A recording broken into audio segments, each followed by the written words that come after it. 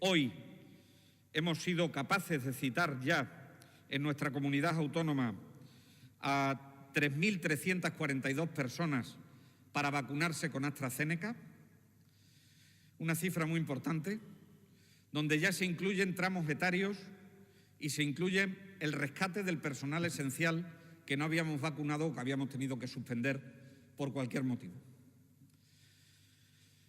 Animo en este momento a la población a vacunarse.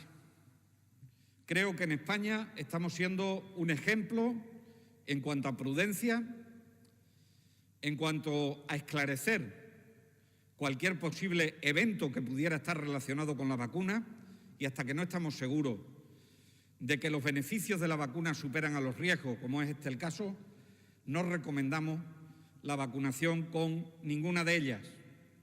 Por lo tanto, pido confianza a la ciudadanía. Cuando estamos recomendando la vacunación con AstraZeneca, cuando estamos recomendando la vacunación con Janssen, cuando estamos recomendando la vacunación con Pfizer o cuando estamos recomendando la vacunación con Moderna, lo estamos haciendo con vacunas muy eficaces.